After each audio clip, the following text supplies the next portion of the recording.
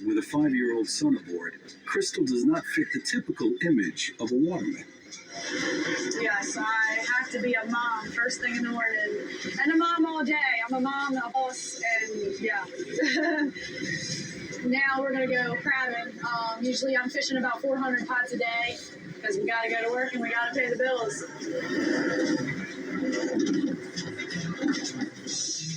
Watermen are so fundamental to the state of Maryland that they're on our state seal.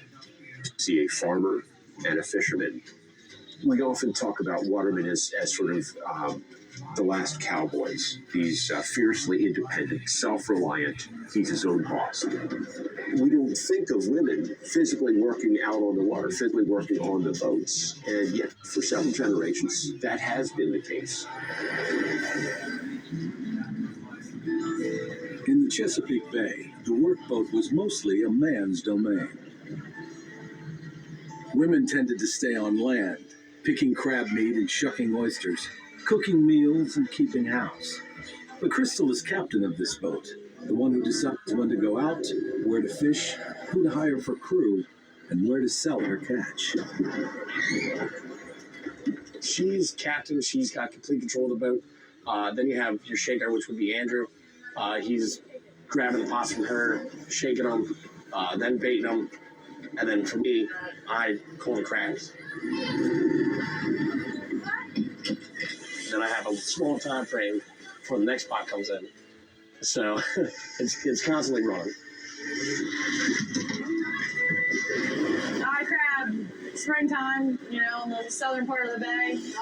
And as the crabs move up, I go up. I've crabbed on the eastern shore, I've crabbed on the western shore, and it's been pretty steady. It's been a good spring.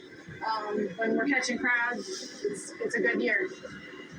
I've known Crystal for a very long time, and she can run around anybody. She's got unlimited energy. She's happy on the boat. She keeps everybody happy. Everybody's smiling. Throughout the day, get mud slung all over my face. I enjoy it. Makes you feel like you're doing something.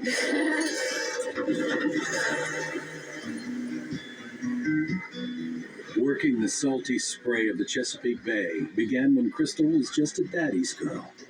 I was probably about 7 or 8 years old.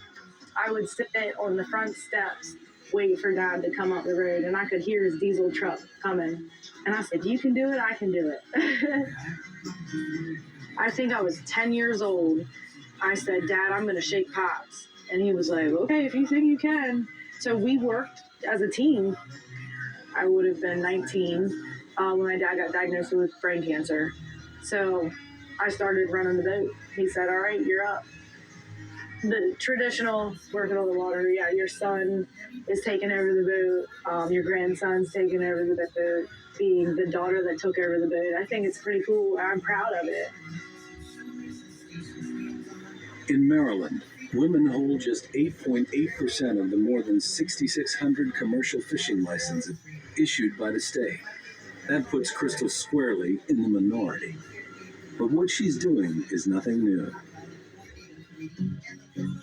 In the archives of the Chesapeake Bay Maritime Museum is photographic evidence from the 1970s that women played decisive roles in Maryland's seafood economy. We're looking at a collection of photographs by a photographer, Lila Lyon, who was really the first person to go out and document women working in the water industry. I think one of my favorite series of photographs are of a woman named Patsy Higgs working out of Rock Hall. And her father had been a waterman, and she learned how to work the water from him. And she's a gill netter, which is really demanding, hard work. The caption that goes along with it, Patsy Higgs says, "It's simple. I've done it mainly to please Daddy."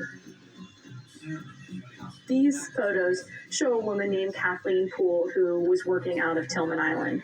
The really remarkable thing is that Kathleen Poole is quite visibly pregnant, trot lining for crabs. She wanted to work on the water, and I love this because it shows that even a heavily pregnant lady still has opportunities. Susan Briggs was a oyster diver. She talked about how hard it was, but also that she loved it. It was really oyster diving that captured her imagination, and so she decided that she wanted to try this, and so she did. These photographs are all hard evidence that women did actually work in the industry. That's great. That's a great shot. Where she's holding the baby. I think that's great. I mean, again, it's sort of like they're making it work. Crystal is also making life on the water work. After all of her crab pots have been emptied and her baskets are full, she hauls her catch to market. Chesapeake Seafood can help you. Yes, we do. We have regular, medium, large, extra large, lamb. In my eyes, Crystal Jordan, she works the water, and I'm not going to call her a water man, but you don't hear the term water woman too often. She's a tough woman. I mean, to work the water year round. All right, there it is. Some of Crystal Jordan's crabs getting ready to steam up for a happy customer.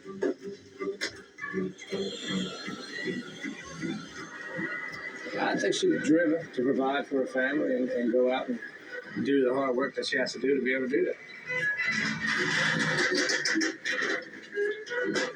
Do I know who harvests my Maryland crabs?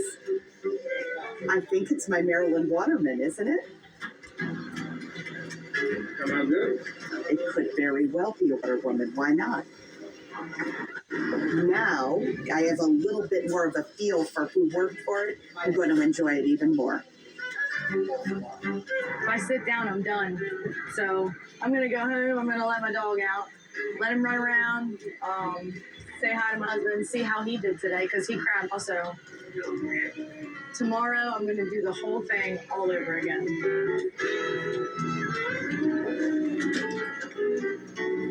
What made me think I could do this? It was in my blood. I worked my entire life because I wanted to be with my dad. And to spend time with my dad was to go to work. So that's what I did.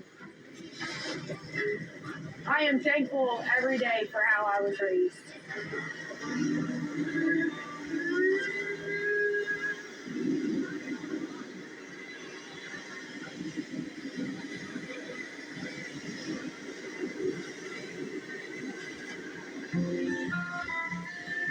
On this warm summer morning, an Eastern Shore legacy churns the waters of the Tread Avon River.